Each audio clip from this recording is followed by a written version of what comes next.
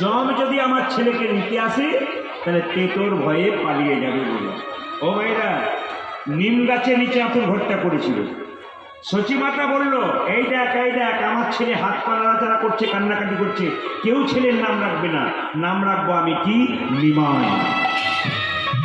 নিম গাছের নিচে হাত পা নাড়াচাড়া করলো, কান্নাকাটি করলো, মা রাখলো নাম কি বলুন তো, নিমাই। বাবা আনন্দ করছে, রমণীর গুণে এক হাতে তালি বাজে। সংসার সুখের হয় রমণীর গুণে, গুণবান স্বামী যদি থাকে তার স্বামী। দাদারা ভয় করবেন না, আপনাদের গুণে কিন্তু সংসার সুখের হয়। কি করে সংসার সুখের হয়? পুরুষের গুণে।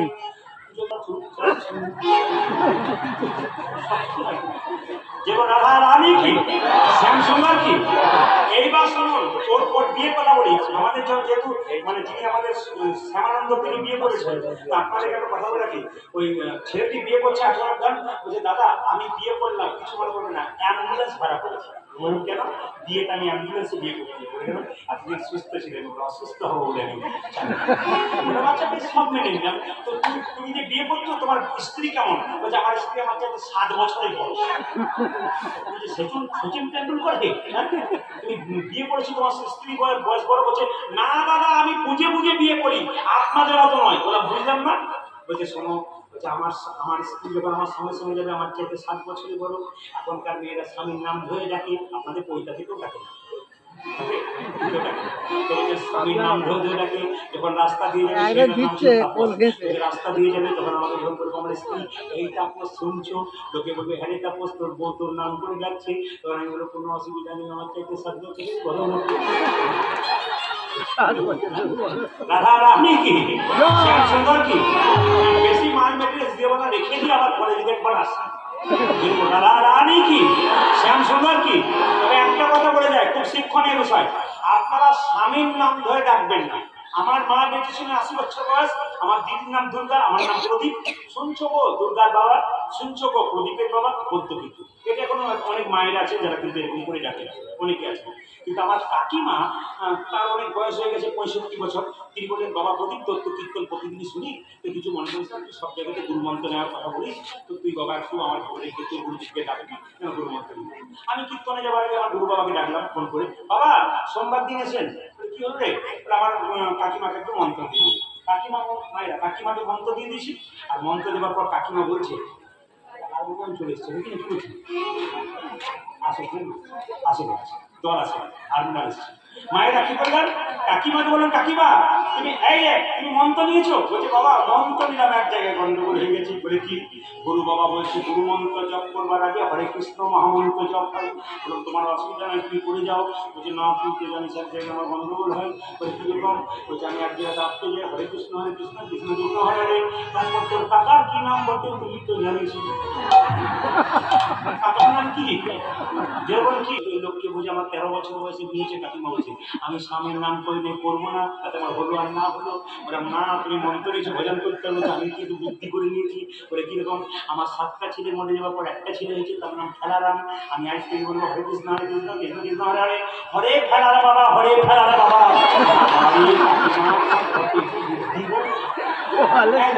ছুটে চলে আসছে, ভর্তি হয়ে যাচ্ছে। রাধা রানী কি, শ্যাম সুন্দর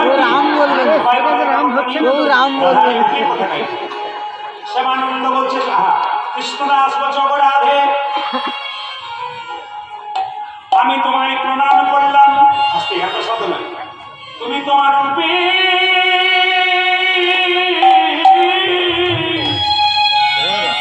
কীর্তনের পরিবর্তন আছে।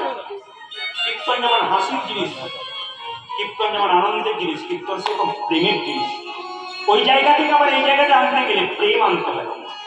ওগো প্রেমময়ী রাধে, এসেছো যখন তখন তোমার রূপ একবার দর্শন করব।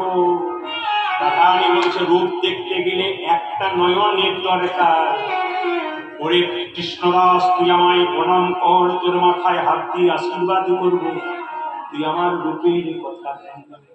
যেই না রাধারানীকে প্রণাম করেছে কৃষ্ণদাস, অমনি কৃষ্ণদাসের মাথায় হাত দিয়েছে। দেখলেন হাসলেন, কেমন জায়গায় আনলাম, একবার স্থির হয়েছে, আরো স্থির হয়ে।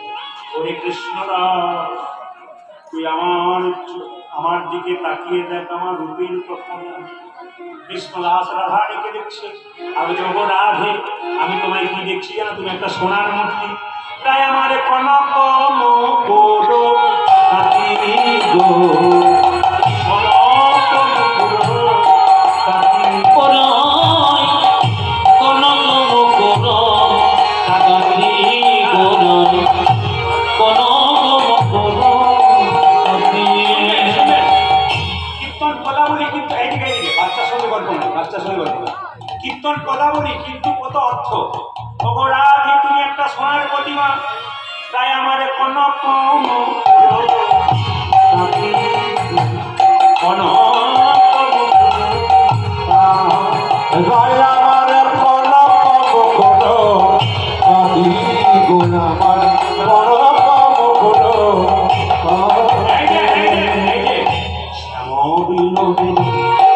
সুন্দর তাহাতে পথে সুন্দর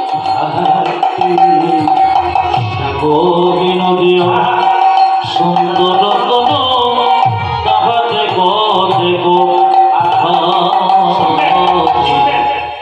আগে কীর্তন ব্যাখ্যা, পদাবলী তার ব্যাখ্যা। অপরাধে তোমাকে দেখে মনে হচ্ছে সোনার আয়না, তোমার মধ্যে কি দেখলাম? শ্যামকে দেখতে পাচ্ছি, তোমার আয়নাতে শ্যামকে দেখতে পাচ্ছি। সুন্দর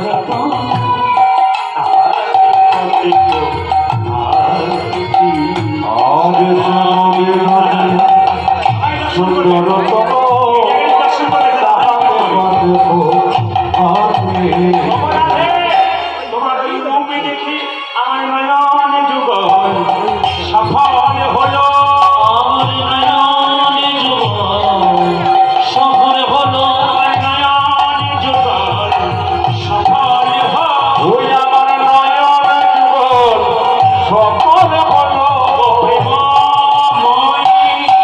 রাধা রানী নয়ন যুগল সফল হলো,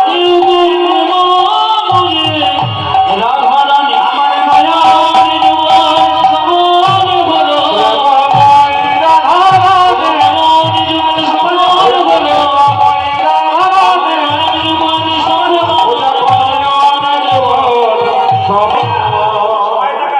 আচ্ছা বলুন তো, কৃষ্ণ কি রঙের ধুতি পরতো? শুনলে চলে কালো। কালো? নীল নয়।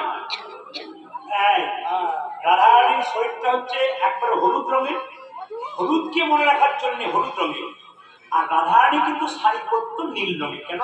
কৃষ্ণ নীল, নীলকে কত ভালোবাসা দেখুন।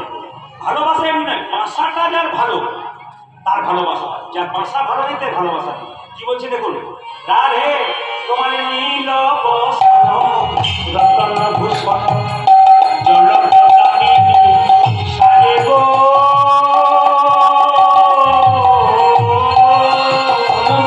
নীল বসন রতন ভূষণ জলদামিনী সাজে গো।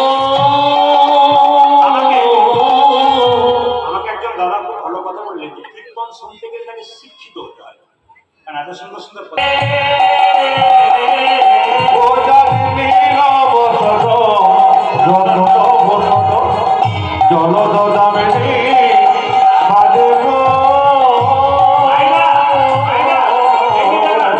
কৃষ্ণদাস বলছে আকাশে যখন মেঘ হয় বিদ্যুৎ চমক দিয়ে মিলিয়ে যায়, কিন্তু তোমার মধ্যে কালো মেঘটার মধ্যে সোনার মালা যেন বিদ্যুতের মতো জড়িয়ে আছে।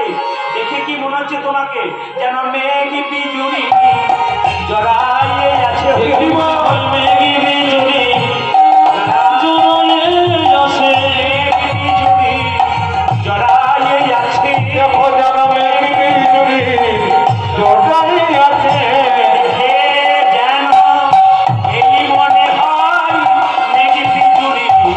জড়াইয়ে আছে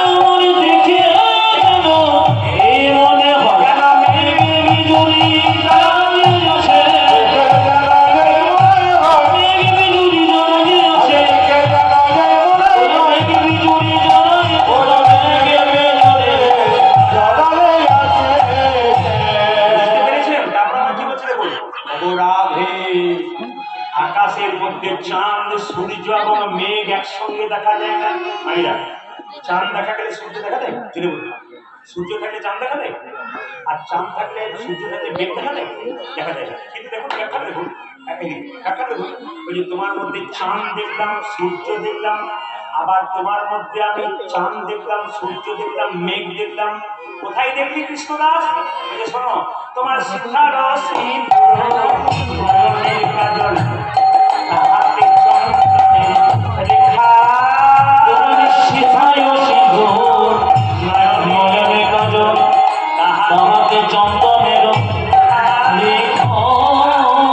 দেখুন আপনারা শুনে কিন্তু কম বয়সী ছেলেরা শুনছে, তবে এরা কেন শুনছে? শোনা অভ্যাস আছে, বাচ্চাগুলো শুনছে এবং বলে দিচ্ছে, একসঙ্গে দেখা যায় না কেন?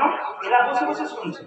অনেক জায়গায় বলে আমাকে, প্রদীপ বাবু আপনি কীর্তন করতে যখন থেকে শুরু করলেন তখন থেকে কম বয়সের ছেলে মেয়েরা কীর্তন বুঝতে শিখবে। বললাম কেন? ওরা বুঝে নিতে পারে আপনার গড়ার মাধ্যমে আপনি কি বলছেন। কি বলছে? তোমার শিখার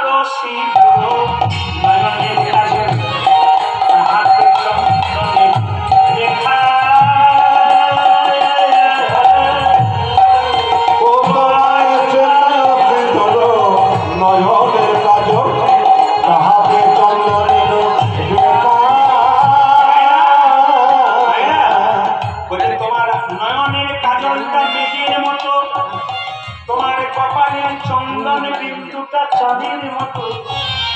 আর তোমার সীতার সিঁদুরটা হলো সূর্যের মতো।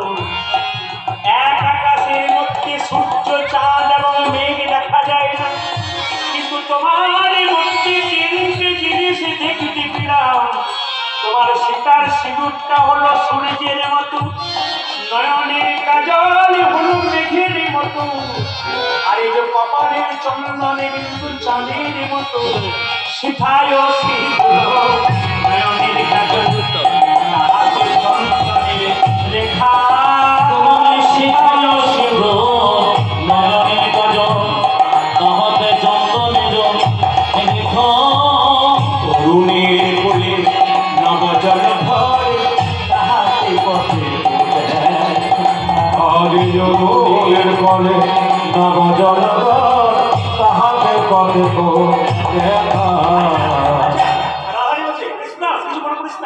আমাকে তো দাঁড়িয়ে দাঁড়িয়ে দেখলি, আমার উপরে কথা বললি, এবার আমি গোবিন্দের কাছে যাব। হ্যাঁ, গোবিন্দের কাছে যাব। এই গোবিন্দের কাছে যাওয়ার